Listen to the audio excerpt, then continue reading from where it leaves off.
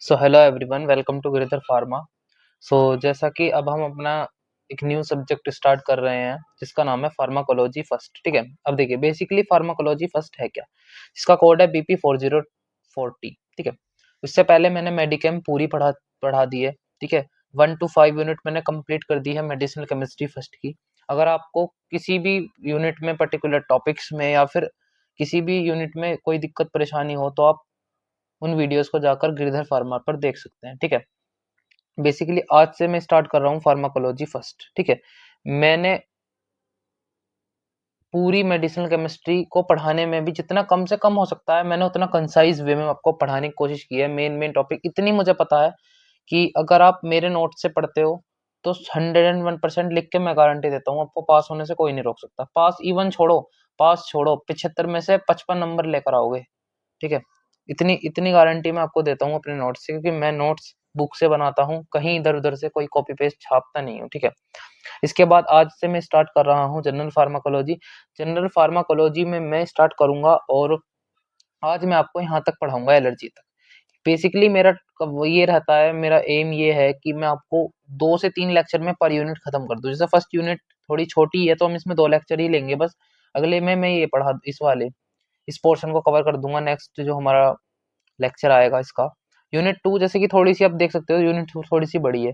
हो सकता है हम इन्हें दो लेक्चर में भी खत्म कर दें या 3 में भी खत्म कर दें। ठीक है, इससे ऊपर मैं लेक्चर नहीं लूंगा। पर यूनिट में फिर एक प्लेलिस्ट बनाकर मैं आपको एक साथ कंसाइज वे में डाल दूंगा, तो अब आप देख सकते हो, या फिर आप मेडिसिन केमिस्ट्री चैनल पर जाकर विजिट करके देख सकते हो। ठीक है, सभी नोट्स मैं डिस्क्रिप्शन में डालता हूँ। सभी नोट्स के लिंक आपको डिस्क्रिप्शन में अवेलेबल हैं, आप क्लिक कीजिए और देन आप उसी पीडीएफ पर पहुंच जाएंगे। एंड हैंड रिटन नोट्स हैं, आप उन्हें यूज कर सकते हैं। तो चलिए मैं चलता हूँ, बिना कोई टाइम वेस्ट करते हुए अपनी पीडीएफ पर चलते हैं जिसमें हम जनरल फार्माकोलॉजी स्टार्ट कर रहे हैं। ठीक है, ये देखिए हमने अपनी पीडीएफ खोल ली है।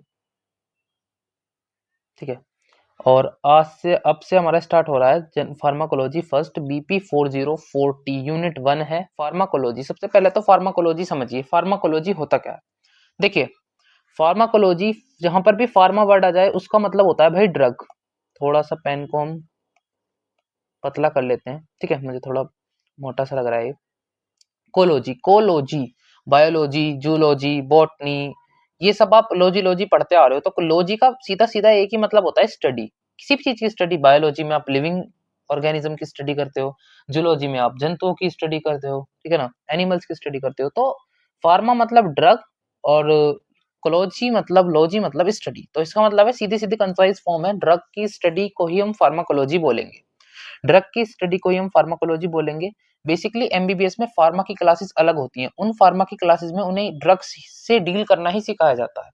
हमारा बी फार्मेसी है तो हमें डिटेल में फार्मा पढ़ाया जाता है, हमारा कोर्स ही बी फार्मेसी है। बट लेकिन एमबीबीएस में भी कुछ क्लासेस फार्मा की चलती हैं। अगर आपका यकीन नहीं है तो आप अपने किसी जो लड़का एमबीबीएस कर रहा हो, जो लड़की एमबीबीएस कर रही हो, उससे पूछ सकते हो। ठीक है ना, तो अब हम फार्माकोलॉजी देखते हैं। The science which deal the drugs. देखो एक साइंस है जिसमें हम डील करते हैं ड्रग्स से and their action to human body and animal. कौन कौन से एक्शंस हैं जो ह्यूमन बॉडी और एनिमल में हो रहे हैं। ठीक है, pharmacology medical point of view can be further divide into pharmacokinetic and pharmacodynamic. देखिए काइनेटिक और डायनेमिक अभी समझ लो, बहुत आसानी से समझ में आ जाएगा। आगे समझोगे ना, काइनेटिक और डायनेमिक पूरी बी फार्मेसी खत्म हो जाती है, पर समझ नहीं आते ये दोनों वर्ड कि फार्माकोकाइनेटिक है क्या और फार्माकोडायनेमिक है क्या। देखिए फार्माकोकाइनेटिक, जहां पर भी काइनेटिक वर्ड आता है, काइनेटिक का मतलब होता है मूवमेंट, मूवमेंट का मतलब होता है गति करना। आपने मोमेंटम चैप्टर पढ़ा होगा फिजिक्स में।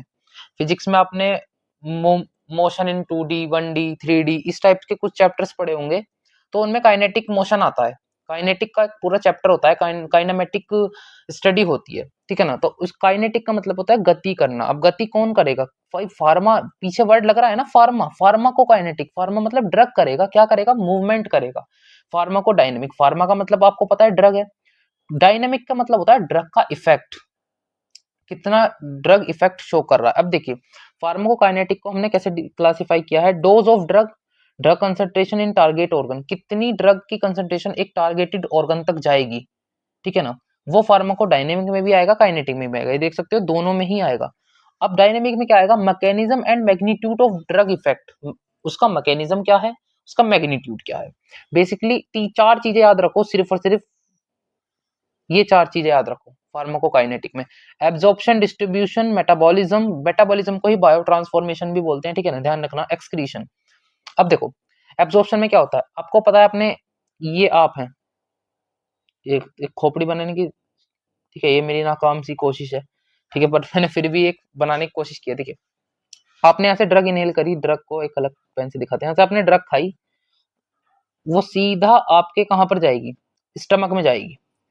ड्रग आपकी स्टमक में गई, वहां पर क्या होगी, एब्जॉर्ब होगी, उसके बाद क्या होगा, डिस्ट्रीब्यूशन चालू होगा। अब डिस्ट्रीब्यूशन, ये स्टमक है, स्टमक से ड्रग लीवर में जाएगी, स्टमक से ड्रग हार्ट में जाएगी, स्टमक से ड्रग अदर न्यूरोट्रांसमीटर पे जाएगी, किडनी में जाएगी, जहां जहां पर भी मतलब उसको जाना है उधर उधर जाएगी। मेटाबॉलिज्म, मेटाबॉलिज्म में क्या होगा, ड्रग्स के छोटे छोटे टुकड़े हो जाएंगे, ब्रेक डाउन ऑफ ड्रग होगा, मतलब कुल मिला के बायो ट्रांसफॉर्मेशन होगा।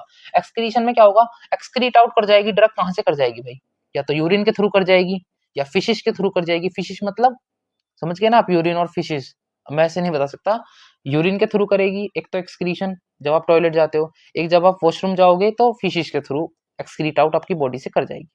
इसमें क्या होगा, डायनेमिक में क्या होगा, डायनेमिक में जो कहानी चलेगी वो रिसेप्टर बाइंडिंग पर चलेगी, कि कौन से रिसेप्टर पे कौन सा एंटागोनिस्ट अगोनिस्ट, जो बेसिकली कॉन्सेप्ट आएंगे वो आपके फार्माकोडायनेमिक्स में लगेंगे, ठीक है।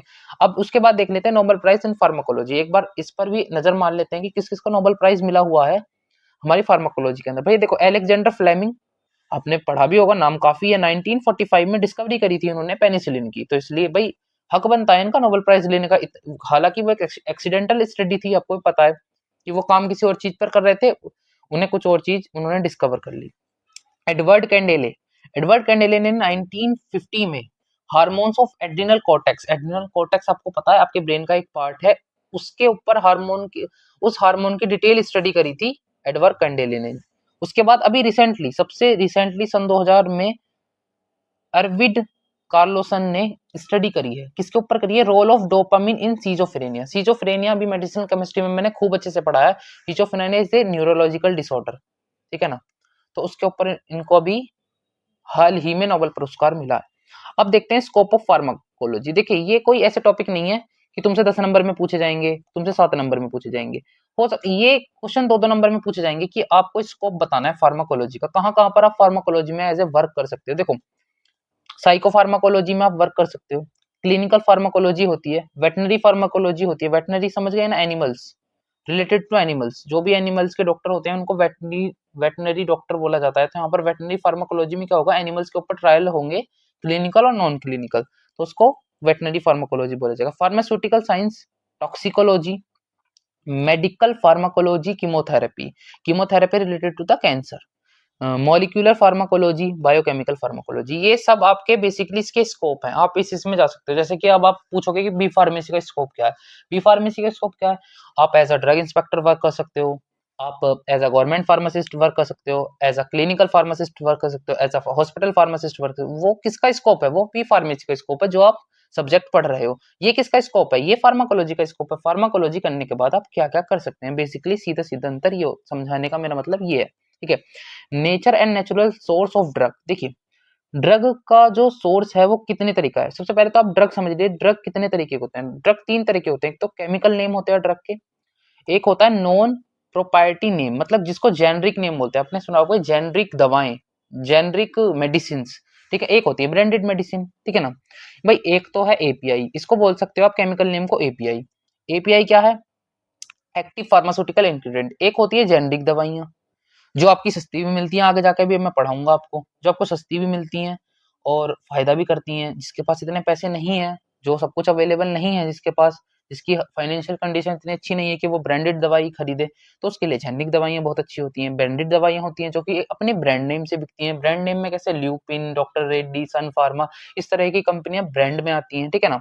उसके बाद देखिए source of drug, source of drug में क्या होता है, एक होता है नेचुरल सोर्स, एक होता है सिंथेटिक सोर्स। नेचुरल सोर्स में आपको ड्रग कहाँ कहाँ से मिल सकता है, प्लांट से मिल सकता है। आपने देखा भी होगा एट्रोपिन एक ड्रग है, एक कंपाउंड है जो कि हमें एट्रोपिन बेलाडोना, एट्रोपा बेलाडोना नाम के प्लांट से मिलता है, बेसिकली उसके रूट से मिलता है। कौन सा ड्रग, एट्रोपिन, ठीक है ना। उसके बाद एनिमल से हमें बहुत सारी जो हार्मोन्स हैं, तो बहुत सारी दवाइयां वो हमें एनिमल से मिलती हैं, अभी मैं आपको आगे डिटेल में पढ़ाऊंगा। मिनरल मिनरल सोर्स हमें काफी सारी चीजें मिनरल से मिलती है, माइक्रो ऑर्गेनिज्म हमारी बहुत हेल्प करते हैं। माइक्रो ऑर्गेनिज्म कैसे? फंगी, फंगी से हमें क्या मिलता है? बेसिकली पेनिसिलिन मिलती है। कितना इंपॉर्टेंट टॉपिक है। उसके बाद कुछ कुछ ड्रग हमें डीएनए रिकॉम्बिनेंट टेक्नोलॉजी से भी मिलते हैं। अब डीएनए रिकॉम्बिनेंट टेक्नोलॉजी क्या होती है? बेसिकली डीएनए रिकॉम्बिनेंट टेक्नोलॉजी होती है जिसमें हम पीबी 322 को इंजेक्ट करके कोई और जीन, उसके थ्रू हम दूसरी सेल्स क्रिएट करते हैं जो कि हमारे दूसरी सेल्स के एंटीजन एंटीबॉडी को रिलेट करने में हेल्प करती है। ठीक है। सिंथेटिक में क्या होता है? हम खुद से बना सकते हैं, लैब्स में बना सकते हैं, लेबोरेटरी में बनती हैं। ठीक है। अब देखिए प्लांट सोर्स में क्या होता है। प्लांट सोर्स में बेसिकली ये होता है, ऑब्टेन करी जाती है प्लांट ओरिजिन से। It can be used herbal tea आपने सुना होगा, and other considered medicinal plant के बारे में आपने सुना होगा। भाई मेडिसिनल प्लांट से क्या मेडिसिन मिलती है? तुलसी का प्लांट जो होता है वो एंटीबैक्टीरियल और एंटीवायरल प्रॉपर्टी शो करता है। वो क्या है? मेडिसिनल प्लांट है। नीम, गिलोय, ये सब क्या आती हैं? ये सब आपकी एक तरह के मेडिसिन ही तो है। आप खाते नहीं हो, गिलोय वटी आती है ना। बहुत सारी चीजें होती हैं। तो ये सब सोर्स हमें प्लांट से मिलते हैं। In pharmaceutical preparation such as tincture, powder, considered as phytopharmaceutical मतलब फाइटो मतलब प्लांट ही होता है। ठीक है। ध्यान रखना, आगे से कहीं भी फाइटो वर्ड आए तो related to the plant preparation और herbal medicine. Drug digoxin drug जो है वो भी हमें प्लांट से ही मिलता है। ठीक है ना, जो कि हमारी हार्ट से रिलेटेड डिसीज को क्योर करने में हेल्प करता है। एनिमल सोर्स क्या होते हैं? ठीक है। Drug obtain from the animal source, बहुत सारी ड्रग्स जो है हमें एनिमल के सोर्स से मिलती हैं। ठीक है। जिसको कि हम देखेंगे, जैसे कि एग्जांपल है इंसुलिन। इंसुलिन क्या होता है? इंसुलिन एक्सट्रैक्ट फ्रॉम पोर्क मतलब होता है भाई सुअर। ठीक है ना, अगर आपको नहीं पता तो मैंने बता दिया। And beef pancreas is used for the treatment diabetes mellitus जो है उस बेसिकली डायबिटीज मेलाइटस को क्योर करने के लिए सुअर के पैनक्रियास से इंसुलिन को निकाला जाता है, एक्सट्रैक्ट किया जाता है। ठीक है ना। Heparin is use for the anticoagulant, ऐसे ही हिपेरिन निकाला जाता है सुअर के अंदर से, और वो काम करता है एज अ एंटीकोगुलेंट, मतलब कि खून को रोकने में काम करता है। मिनरल सोर्स क्या हो सकते हैं? मिनरल सोर्स हो सकते हैं मिनरल ओरिजिन। मिनरल मतलब होता है जो जो चीजें हमें पानी के अंदर मिले। बहुत सारे कीड़े मकोड़े होते हैं जो पानी के अंदर रहते हैं, समुद्र में रहते हैं। बेटा मिनरल का मतलब है समुद्री इलाके से। ठीक है ना। Ferrous sulphate is use for the iron deficiency anaemia. Ferrous sulphate जो होता है वो हमारे लिए आयरन डेफिशिएंसी में बहुत ज्यादा हेल्प करता है। माइक्रोबायोलॉजिकल सोर्स क्या होंगे? माइक्रोबायोलॉजिकल सोर्स ये होंगे, देखो, drug are obtained from fungi, mould, bacteria, क्या है ये सब? माइक्रोबायोलॉजिकल ही तो है, ये माइक्रोब्स ही तो हैं एक तरीके के। फंगी से तो सबसे ज्यादा आपको पता होगा कि पेनिसिलिन मिलती है। पेनिसिलिन किससे मिलती है? पेनिसिलिन नोटेटम से मिलती है। From penicillin notatum. Penicillin notatum क्या है? एक तरह की फंगी है, फंगी का नाम है। ठीक है। क्लोरम पेनिकोल किससे मिलता है? स्ट्रेप्टोमाइसीज वेन्यूजिला। ठीक है ना, ध्यान रखना, बहुत इंपॉर्टेंट हो जाता है। अगर आपको एग्जाम्पल लिखने हैं तो लिख सकते हो, वरना एक तरीके से आप रिवाइज कर सकते हो। उसके बाद देखो, सेमी सिंथेटिक ड्रग किससे मिलते हैं? Semi synthetic drug process are the used in prepare drug for semi synthetic drug human. Insulin जो बनाते हैं हम खुद भी बना सकते हैं, लैब में बनती है, आपको पता भी होगा। These are prepared in chemically prepare होती हैं। अवेलेबल फ्रॉम नेचुरल सोर्स, क्या नेचुरल सोर्स है? Improve potency. जब भी हम किस चीज को नेचुरली लेंगे तो उसकी इम्प्रूव करेंगे पोटेंसी। किस में इम्प्रूव करेंगे? लैब्स के अंदर इम्प्रूव करेंगे, सिंथेटिक वे में इम्प्रूव करेंगे, उसकी पोटेंसी को इम्प्रूव करेंगे, एफिकेसी को इम्प्रूव करेंगे। आपको एफिकेसी एक्यूरेसी सब आगे जाके पता चल जाएगा, आप इस वीडियो को देखते रहिए। ठीक है ना। आगे मैंने सब टॉपिक कवर किए हैं। एसेंशियल ड्रग कॉन्सेप्ट क्या है? एसेंशियल ड्रग कॉन्सेप्ट क्या बोलता है? एसेंशियल ड्रग कॉन्सेप्ट की जो परिभाषा को परिभाषित करते हैं वो करते हैं डब्ल्यूएचओ एसेंशियल ड्रग को परिभाषित करता है। क्या क्या बोलता है डब्ल्यूएचओ? वो medicine that satisfy the priority health care need for population, जो कि हमारी पूरे पॉपुलेशन को सेटिस्फाई करती हूँ, प्रायोरिटी देती हूँ। These medicine should people have access the all time sufficient amount. कुछ ऐसी मेडिसिन जो सभी पीपल्स को एक्सेस दें, समय दें, सफिशिएंट अमाउंट में। ठीक है ना, एक सफिशिएंट अमाउंट में, एक सफिशिएंट टाइम में उनको आराम पहुंचाएं, ऐसी मेडिसिन को ही एसेंशियल ड्रग कॉन्सेप्ट में रखा गया है। These drug are selected in list due to regard public health किस लिए रखा गया है? पब्लिक की हेल्थ को मद्देनजर रखते हुए, एफिकेसी को मद्देनजर रखते हुए, उनकी सेफ्टी को मद्देनजर रखते हुए, कंपैरेटिवली कॉस्ट इफेक्टिवनेस और कॉस्ट को भी मद्देनजर रखते हुए। एक मिडिल क्लास फैमिली का कोई इंसान बहुत महंगी दवाई नहीं अफोर्ड कर सकता, तो डब्ल्यूएचओ ने कुछ ऐसी चीजें निकाली हैं कि जो सभी के लिए अवेलेबल है। डब्ल्यूएचओ ने क्या किया है? डेवलप ए लिस्ट, एक लिस्ट बनाई है एसेंशियल ड्रग की, और उस लिस्ट को डब्ल्यूएचओ रिवाइज करता है हर दूसरे साल, एवरी 2 ईयर। उसमें क्या क्या है? उसमें प्रायोरिटी है हेल्थ के लिए, पॉपुलेशन विद एफिकेसी अच्छी होनी चाहिए उन ड्रग की, एंड सेफ्टी का पूरा ध्यान रखा जाता है। एडुकेट अमाउंट, एक अच्छी अमाउंट में दी जाती है। अप्रोप्रिएट डोसेज फॉर्म, ठीक है ना। इसके बाद तो आप लिख सकते हो। इसके बाद देखो बहुत अच्छा कॉन्सेप्ट आया, रूट ऑफ ड्रग एडमिनिस्ट्रेशन। देखो यहाँ से 7 नंबर का क्वेश्चन आ सकता है, हो सकता है ब्रीफ में पूछ ले तुमसे। देखो दो तरह की मैंने इसमें कवर करी है, बेसिकली दो ही होती है। एंट्रल रूट का मतलब ही, एंट्रल का मतलब होता है जीआईटी से। जीआईटी मतलब गैस्ट्रोइंटेस्टाइनल ट्रैक्ट से रिलेटेड है ये, ठीक है ना। यहाँ पर आप माउथ से लेके एनस तक, आप माउथ से स्टार्ट होता है ना हमारा मुंह से लेके एनस तक की जितनी भी रूट है वो सब आएंगे। देखो ओरल में बाय माउथ, नेजल में नाक के थ्रू, सबलिंगुअल जीभ के नीचे, वेजाइनल और रेक्टल, पांचों के पांचों रूट हमारे जीआईटी ट्रैक्ट से रिलेटेड है। पेरेंट्रल में आपको पता है, पेरेंट्रल का मतलब ही होता है सीधा सीधा निडल या इंजेक्शन के। ये सभी इंजेक्शन वाली हैं, ये सभी ओरली हैं, या फिर बिना इंजेक्शन वाली हैं। दो ही तरह की रूट होती है। तीसरी भी होती है एक लोकल, लोकल में ज्यादा कुछ है नहीं इसलिए मैंने रखा नहीं है लोकल को, ठीक है ना। ये दो पढ़नी बहुत इंपॉर्टेंट है। ओरल में क्या होता है? Oral by mouth, natural route of administration of drug, tablet, capsule, powder और एडमिनिस्ट्रेटर थ्रू दी रूट। इस रूट से आप कैप्सूल ले सकते हो, ओरल से टैबलेट ले सकते हो, खाते भी हो गए। आप किस रूट से खाते हो भाई? आपने कभी दवाई खाई है, आपने ध्यान किया है आप कैसे खाते हो? मुंह से ही तो खाते हो, पानी पी लेते हो ऊपर से, पाउडर लेते हो घोल के पानी में पी लिया, या 1 चम्मच पाउडर ऐसे ही खा लिया, ठीक है। नेजल रूट, नेजल रूट से आप क्या लेते हो? बेसिकली इनहेल करते हो चीजों को, ऐसे करके ऊपर को विक्स इनहेल करते हो, तो वो सब नेजल रूट में आएंगे। ऑट्रोविन, ऑट्रोविन काफी लोगों ने यूज की होगी कि नाक में एक पंप की तरह छोड़ देते हैं ताकि वो आपकी रिलीफ देता है नोजिया में, ठीक है ना। Drug can produce local effect, ये आपको लोकल इफेक्ट प्रोड्यूस करती हैं फ्रॉम द इनहेलेशन। देखो वही वाली बात आ गई जो मैंने आपको बताया इनहेल करके। ड्रग कौन कौन से यूज होते हैं भाई? अब देखो फार्मा पढ़ रहे हो तो ड्रग भी पढ़नी पड़ेंगे। Xylometazoline, oxymetazoline are administered in the nasal drop. Nasal drop में यही सारे मेन कंपाउंड एपीआई मिलते हैं आपको, जिसमें कि जाइलोमेटाजोलिन होता है, ऑक्सीमेटाजोलिन, ठीक है ना। सबलिंगुअल रूट कौन सी होती है? प्लेस्ड अंडर द टंग, जो जीभ के नीचे गोलियां रखी जाती हैं वो सबलिंगुअल रूट में आती हैं। This route is used for the administration of nitroglycerin tablet. हमेशा ध्यान रखना, नाइट्रोग्लिसरीन टैबलेट जो है वो अचानक दर्द में दी जाती है। इसमें दिया भी है in the disease of angina pectoris. Angina pectoris का मतलब होता है चेस्ट पेन। किसी को नहीं पता तो मैंने बता दिया, चेस्ट में पेन होना इज कॉल्ड एंजाइना पेक्टोरिस, ठीक है ना, ध्यान रखना। उसके बाद वेजाइनल रूट आती है।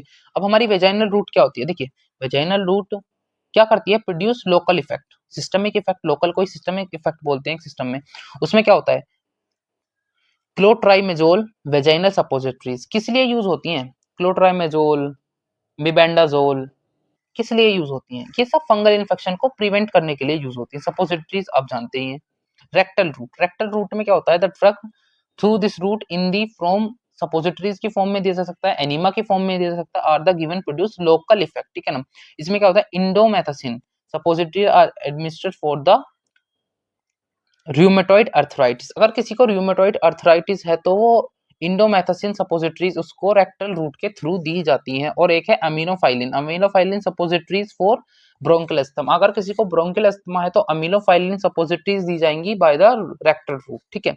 मैंने इसमें एग्जांपल दिए हैं, अगर आप चाहो तो एग्जांपल लर्न करो, वरना तो एज योर विश। आप जानते हो कि यूनिवर्सिटी में तो लिखने पर ही नंबर मिलते हैं भाई, जितना ज्यादा लिख सकते हो मेरे हिसाब से उतना ज्यादा लिखना चाहिए इंसान को। अब आते हैं पेरेंटल रूट पर। पेरेंटल रूट क्या होती है? देखिए basically parental route induced in the body with the help of syringe and needle. अब यहाँ पर सिरिंज एंड निडल की हेल्प से ही ये सब चीजें आपको दी जाएंगी। अब टाइप देख लेते हैं, ठीक है। देखिए सबक्यूटेनियस रूट क्या होता है? An injection is made by inserting the hypodermic needle through the layer to skin in the areolar tissue.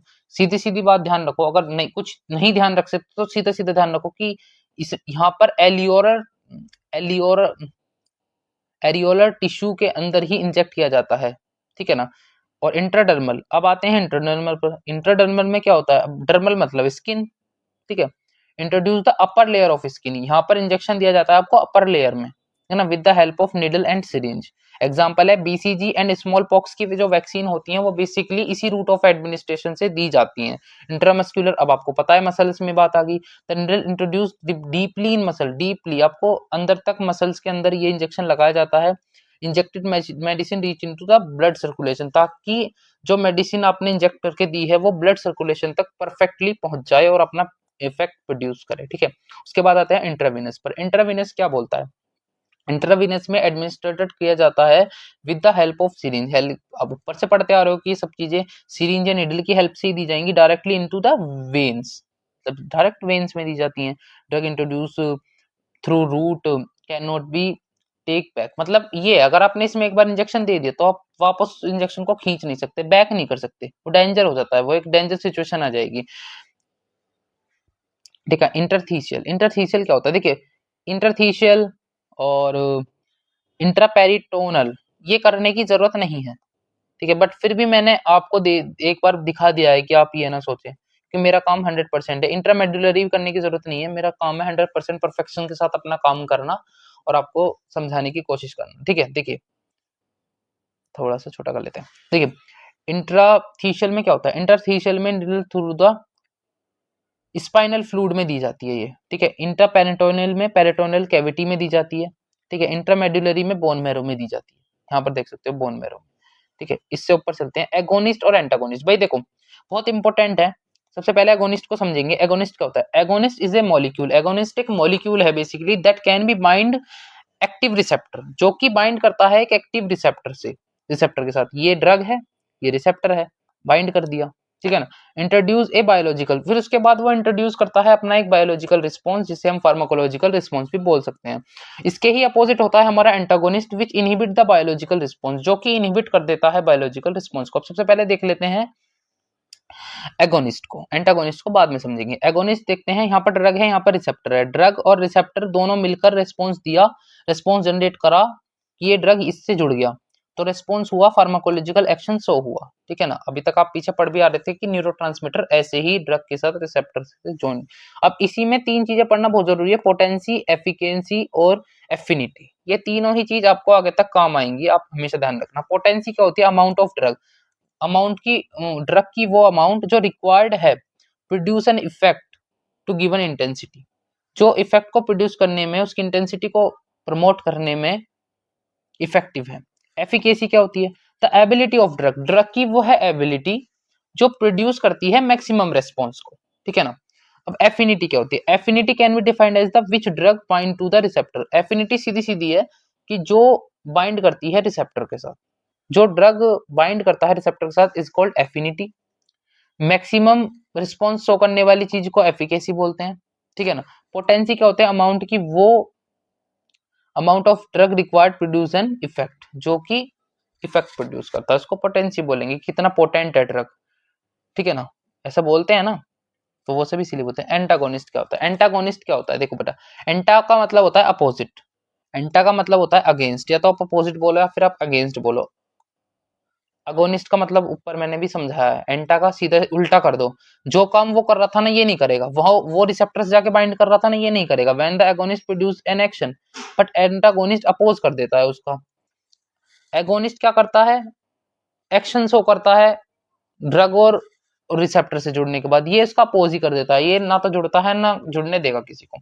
Antagonist that bind the receptor, antagonist bind तो कर रहा है receptor but do not produce of receptor stimulation, very low efficacy, इसकी बहुत ही लो efficacy होती है। एक तरीके से मान सकते हो ये रिसेप्टर के साथ बाइंड करता ही नहीं है, और करता भी है तो फिर वो रिस्पॉन्स हो नहीं करता। आपको पता है हमारी बॉडी में रिस्पॉन्स होना बहुत जरूरी है, ठीक है ना। ये इसकी एक और तरीके से आप परिभाषित कर सकते हो, antagonist show oppose action to agonist, आपको पता है। नॉट शो बायोलॉजिकल रिस्पॉन्स, ये भी हमें पता चलेगा कि बायोलॉजिकल रिस्पॉन्स या फार्माकोलॉजिकल रिस्पॉन्स शो नहीं करता है। Classified into two type, competitive और नॉन कॉम्पिटेटिव। कॉम्पिटेटिव का मतलब ही आपको कॉम्पिटेटिव से समझ में आ जाना चाहिए कि कॉम्पिटेटिव का मतलब कॉम्पिटिशन से होता है। Those antagonist which have similar structure, इनकी स्ट्रक्चर सिमिलर होती है, लाइक अगोनिस्ट, एगोनिस्ट की तरह, and block inhibit receptor completely, 100% जो रिसेप्टर को ब्लॉक कर दे इज कॉल्ड कॉम्पिटेटिव एंटागोनिस्ट। सीधी सीधी बात ये है, देखो ये है कॉम्पिटेटिव एंटागोनिस्ट, ये यहाँ पर आया और इसने पूरी तरीके से कवर कर लिया, ठीक है ना, इसने ब्लॉक किया। एगोनिस्ट क्या होगा, एगोनिस्ट अगर यहाँ पर जुड़ेगा तो वो एक्शन शो करेगा, ये देखो शो एक्शन मैंने ऊपर लिख रखा है। अगर कॉम्पिटिटिव एंटागोनिस्ट यहाँ पर आकर जुड़ेगा तो वो इसको ब्लॉक कर देगा, रिस्पॉन्स शो ही नहीं करेगा। एगोनिस्ट रिस्पॉन्स शो करेगा, biological response, pharmacological response show करेगा, बट कॉम्पिटिटिव एंटागोनिस्ट ये सब रिस्पॉन्स शो नहीं करेगा। उसके बाद देखते हैं नॉन कॉम्पिटिटिव। नॉन कॉम्पिटिटिव में क्या होता है, non competitive agent which are different, ये सबसे पहले तो शेप में भी डिफरेंट होते हैं। बाइंड अदर साइड, और जिस साइड इन्हें बाइंड होना है उस साइड नहीं होंगे, इतने बड़े ढीठ हैं कि इन्हें, ये देखो ये है नॉन कॉम्पिटिटिव। पहली बात तो इनकी आपको पता है कि साइज में डिफरेंट होता है, इनका साइज ऊपर वाले का ऐसे था ना, अब इस वाले का मैंने गोल से दिखाया इसलिए, एक तो ये अलग होते हैं। ये कौन सा है, ये है कॉम्पिटिटिव, ये है नॉन कॉम्पिटिटिव। इसको जुड़ना तो भाई देखो यहाँ चाहिए, यहाँ पर ये महाराज कितने अकलमंद हैं, यहाँ ना जुड़ के यहाँ जुड़ते हैं, क्योंकि ये बाइंड होते हैं अदर साइड, ये दूसरी साइड जुड़ेंगे, ठीक है ना। अब देखते हैं स्पेयर रिसेप्टर। स्पेयर का मतलब है एडिशन या एक्स्ट्रा। स्पेयर का मतलब होता है या तो ऐड, मतलब ज्यादा या एक्स्ट्रा। ज्यादा या एक्स्ट्रा एक ही चीज होती है, तो ज्यादा हो जाए या एक्स्ट्रा हो जाए एक ही चीज बोली जाएगी, ठीक है ना। कुछ ऐसे रिसेप्टर होते हैं जहां पर देखो, कुछ ऐसे रिसेप्टर होते हैं, रिसेप्टर है जहां पर दवा बाइंड कर गई, यहाँ पर दवाई बाइंड कर गई, बट फिर भी यहाँ पर स्पेस फिर भी खाली है, तो इनको क्या बोलेंगे, स्पेयर रिसेप्टर बोलेंगे। भाई एक्स्ट्रा है, एक्स्ट्रा को क्या बोलेंगे, स्पेयर रिसेप्टर बोल देंगे। These are drug receptor are not occupied produce maximum response, ठीक है ना। Spare receptor exist when maximum response achieve, ठीक है ना, वो पहले ही अचीव करे बैठे हैं मैक्सिमम रिस्पॉन्स को। ये देखो यहाँ पर और यहाँ पर रिस्पॉन्स हो चुका है, पहले ही मैक्सिमम इफेक्ट आ चुका है, बट लेकिन फिर भी एक जगह खाली रह गई, इसको ही एडिशनल रिसेप्टर या स्पेयर रिसेप्टर बोल देंगे। हिंदी में, शुद्ध हिंदी में बताऊं तो यही होता है। अब आते हैं एडिक्शन। अब देखो भाई, ये जितनी भी 4-5 परिभाषाएं मैं आपको आगे बताऊंगा आने वाले 5-10 मिनट में, ये 2-2 नंबर में पूछी जाएंगी। प्रीवियस ईयर क्वेश्चन पेपर उठा के देख लो, मैंने प्रीवियस ईयर क्वेश्चन पेपर, आपके बी फार्मेसी का सिलेबस, सभी के लिंक डिस्क्रिप्शन में मिल जाएंगे, टेलीग्राम पर मिल जाएंगे। लिंक पर क्लिक करो और सीधा पहुंच जाओ और जाकर देखो, मैंने 4th सेमेस्टर के सारे A to Z जितने भी पेपर्स हैं सब मैंने अपने टेलीग्राम चैनल पर डाल दिए हैं, गिरिधर फार्मा पर। जाके देखो और जब मुझे आकर बताओ कि पूछे गए नहीं। एडिक्शन पूछा जाएगा, डिफाइन एडिक्शन, ऐसे इस एडिक्शन, ठीक है। एडिक्शन का मतलब क्या होता है, लत लग जाना। अब देखो इन सब चीजों को ना मैं आपको बहुत सिंपल वे में समझाने की कोशिश करूंगा। अब बहुत सारे लोग बोलते हैं ना ये तो इस चीज का एडिक्ट हो चुका है। अब तुमने देखा भी होगा कि लड़कों को ये बोला जाता है कि ये तो मास्टरबेशन के एडिक्ट हो चुके हैं, ये तो पोर्न के एडिक्ट हो चुके हैं, तो फिल्म के एडिक्ट हो चुके हैं। मतलब एडिक्ट मतलब एक तरीके से लत लग जाना। वो लत पोर्न की भी हो सकती है, वो लत मास्टरबेशन की भी हो सकती है, वो लत वेब सीरीज की भी हो सकती है, वो लत नेटफ्लिक्स की भी हो सकती है। किसी भी चीज की लत को सीधी सीधी एडिक्शन बोला जाता है। अब एडिक्शन क्या है, addiction is a chronic disease. भाई ये कब एक क्रॉनिक डिसीज बन जाती है हमें खुद को पता नहीं चल पाता। डिफिकल्ट टू कंट्रोल, इसको कंट्रोल करना इतना डिफिकल्ट हो जाता है, और ये कि हार्मफुल, एक हार्म स्टेज पर भी पहुंच जाती है, ठीक है ना। एग्जाम्पल में क्या आएगा, एल्कोहल। एल्कोहल पीना भी एक एडिक्शन हो सकता है। भाई अभी तक तो मैंने आपको पोर्न मास्टरबेशन के एग्जांपल दिए, अल्कोहल भी तो उसी कैटेगरी में आता है। अगर किसी को अल्कोहल की आदत पड़ जाए तो पड़ ही जाती है, छूटती तो है नहीं उसकी। टी, कुछ कुछ लोग चाय के, घर की औरतों को तुमने देखा होगा, घर की औरतें दिन भर चाय ही पीती रहती हैं, क्योंकि वो उसकी एडिक्ट हो चुकी हैं। हर हर किसी का तरीका अलग है। कोई जवान बच्चा है वो पोर्न का एडिक्ट है, घर की महिलाएं टी की एडिक्ट है, अगर कोई इंसान है 22, 24, 25 साल का है तो वो अल्कोहल का एडिक्ट है। अब उससे भी बड़े करतूत वाले इंसानों को देखो, कुछ लोग ड्रग्स के एडिक्ट हैं।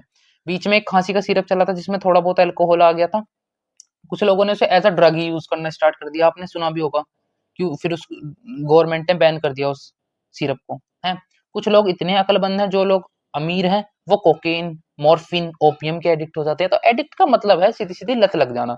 अब पर लेकिन आप फार्मेसी में पढ़ रहे हो तो आप थोड़ा बहुत फार्मेसी में ही जवाब दोगे। यहाँ पर पूछा जाएगा कि एडिक्शन क्या होता है, तो सीधे सीधा ड्रग एडिक्शन आपको बताना है। बेसिकली क्या बताओगे, drug addiction is a chronic disease difficult to control, इसे कंट्रोल करने में बहुत डिफिकल्टी होती है। और एग्जांपल उसमें पोर्न और मास्टरबेशन में लिखोगे, अल्कोहल, टी, ड्रग, कोकेन लिखोगे, ठीक है ना। गलती से मत लिख देना। जो एग्जांपल मैंने आपको, देखो मैंने आपको आपकी सहूलियत के हिसाब से समझाए हैं कि आपको दिक्कत ना आए समझने में। आप हंसी मजाक में चीजें याद भी कर लो और याद भी हो जाए। बेसिकली मेरा मेन फोकस यही है, क्योंकि ऐसे पढ़ाने को तो बहुत सारे लोग पढ़ाते हैं, बट लेकिन कुछ इजी करके पढ़ाना ही मेरा काम है। मेजर फैक्टर एडिक्शन के कौन कौन से हो सकते हैं, जेनेटिक हो सकते हैं, कोई कोई किसी चीज का जेनेटिकली ही एडिक्ट हो सकता है। मेंटली इलनेस, किसी का दिमाग बहुत परेशान है, वो मेंटली इलनेस है, बीमार है मानसिक तौर पर, वो एडिक्ट में पड़ सकता है। पुअर सोशल स्किल, जिसकी सोशल स्किल ही बेकार है, बिल्कुल तमीज नहीं है किसी भी चीज की, वो इस एडिक्शन में पड़ सकता है। जेंडर वाइज मेल और फीमेल एडिक्शन में पड़ सकते हैं। सोशल एनवायरनमेंट, आपका आसपास का एनवायरनमेंट कैसा है वो भी बहुत ज्यादा इंपैक्ट करता है आपके ऊपर कि आप किस चीज के एडिक्ट हो गए। अगर आपका एनवायरनमेंट ही बेकार लोगों का है तो आप बेकार चीजों के एडिक्ट हो जाओगे। तुम्हारा एनवायरनमेंट ही शराबियों का है तो सीधी सी बात है अल्कोहल तो तुम कंजप्शन करोगे ही, ठीक है ना। तो ये सब चीजें फैक्टर अफेक्ट करती हैं। देखो दूसरा है हमारा टॉलरेंस। देखिए बेसिकली टॉलरेंस क्या होता है, टॉलरेंस क्या होता है, टॉलरेंस होता है किसी भी चीज को सहन करना, हम कितना टॉलरेट कर सकते हैं किसी भी चीज। एक समय के बाद किसी को टॉलरेट कर पाना इम्पॉसिबल हो जाता है। आपने सुना भी होगा कि भाई अब मुझसे टॉलरेट नहीं हो रहा, तू इतना तो टॉक्सिक है, अब मैं टॉलरेट नहीं कर पाऊंगा, इस तरीके से बोलते हैं ना काफी लोग।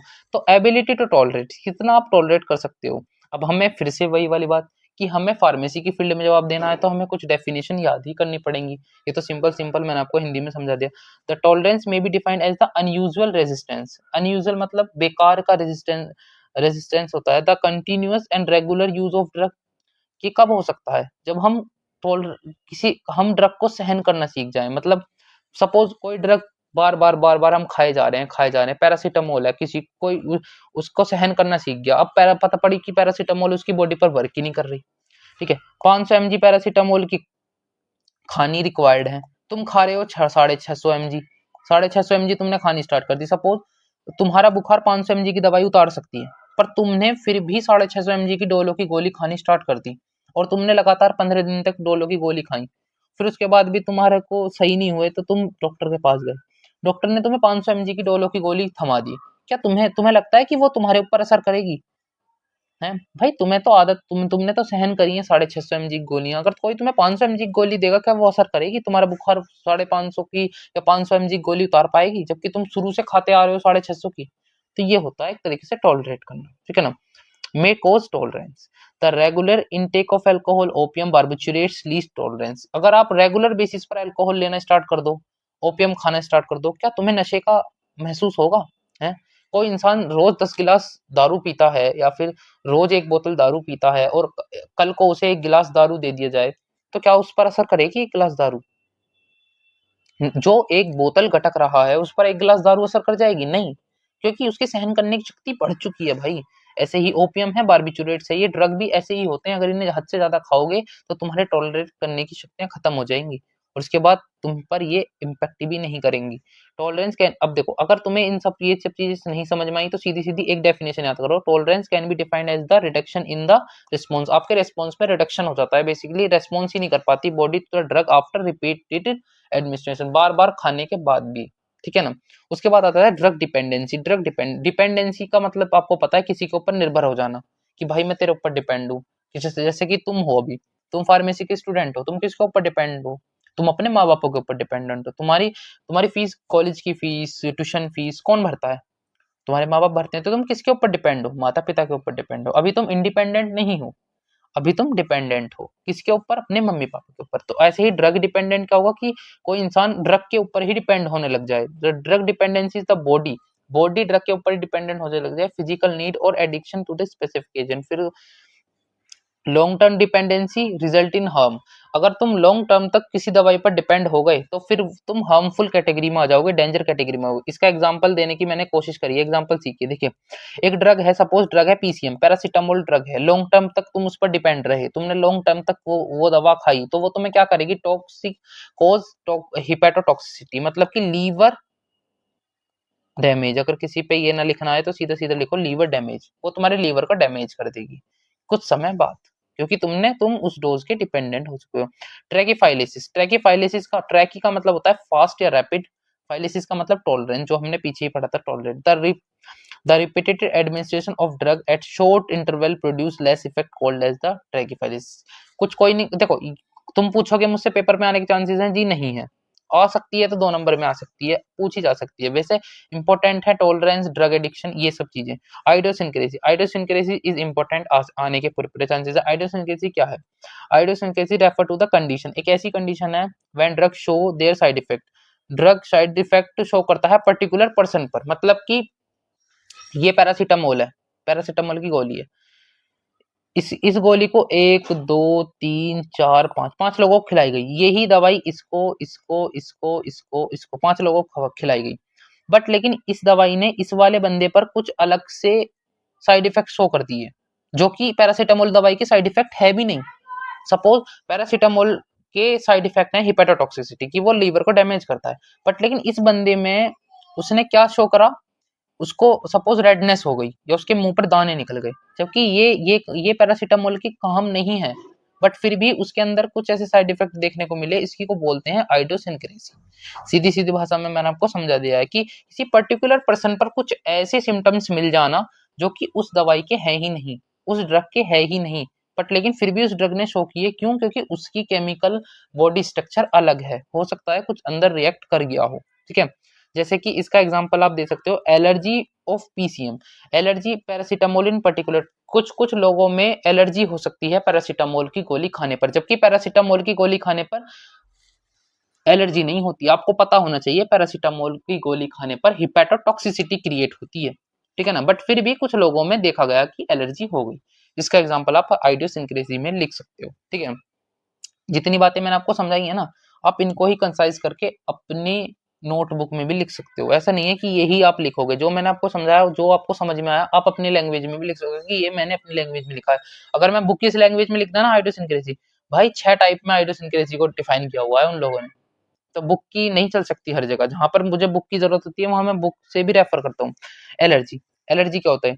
The body system is defence. जो जो भी चीजें आपकी बॉडी सिस्टम में लड़ेंगी, मतलब एंटीजन एंटीबॉडी इंटरेक्शन होगा, शुरू से पढ़ते आ रहे हो। एलर्जी, एलर्जी होती क्या है? जो फॉरेन पार्टिकल से एलर्जी कोज करे उसको एलर्जी बोलते हैं, अगेंस्ट फॉरेन पार्टिकल पैथोजन जो भी है। एग्जांपल क्या है? पोलन। पोलन ग्रेन से काफी लोगों को एलर्जी हो जाती है। जो पोलन क्या होते हैं? बेसिकली पोलन ये होते हैं, जब गेहूं कटते हैं आपके तो वे धुंध सी उड़ने नहीं लग जाती। आपने देखा भी होगा कभी कभी जब आप ट्रेवल कर रहे हो या फिर आते हो कहीं जाते हो, तो आपकी आंख पे एकदम से पता नहीं क्या चिपक गया, मुंह पे नाक पे क्या चिपक गया, तो वो पोलन्स होते हैं बेसिकली। अब उन पोलन से क्या होता है, किसी किसी को एलर्जी होती है, हर किसी को नहीं हो सकती। कुछ लोगों को धूल से एलर्जी होती है, ठीक है ना। कहीं तुमने धूल उड़ती हुई देख ली, पता पड़ी तुमने खांसना छींकना चालू कर दिया, क्या है वो? एलर्जी तो है। कुछ लोगों को ड्रग से हो सकती है। सपोज कुछ कुछ ड्रग है, उससे किसी को एलर्जी है, पर्टिकुलर ड्रग से किसी को एलर्जी है। इसकी मोस्ट कॉमन एलर्जी कंडीशन कौन कौन सी हो सकती है? Hay fever, hay fever allergy में आता है। अस्थमा एलर्जी में आता है। ये क्या है? Allergic rhinitis, allergic rhinitis hay fever को ही बोला जाता है। ध्यान रखना, हे फीवर को ही एलर्जिक राइनाइटिस बोला जाता है। एनाफाइलेसिस, एनाफाइलेसिस क्या होता है? अफेक्ट करती है मल्टीपल ऑर्गन को, जिसमें इंक्लूड है डाइजेशन, रेस्पिरेशन, सर्कुलेटरी, सभी को ये अफेक्ट कर देती है। It's called एनाफाइलेसिस। एनाफाइलेसिस किसके अंडर आएगा? एलर्जी में। क्या है एलर्जी का एग्जांपल है? लिखना चाहो लिख दो, वरना तो यहाँ तक भी रहने। तो मोस्ट कॉमन एग्जांपल इसके यही है, asthma, allergic rhinitis, hay fever, इस टाइप से लिख कर छोड़ सकते हो। आई होप आपको लेक्चर अच्छा लगा होगा, पूरे कॉन्सेप्ट क्लियर हो चुके होंगे। नेक्स्ट लेक्चर में मिलते हैं जल्दी। डिस्क्रिप्शन में आपको इन सभी के नोट्स के लिंक मिल जाएंगे, आप चाहो ज्वाइन कर सकते हो टेलीग्राम चैनल को और नोट्स यूज कर सकते हो। Thank you so much.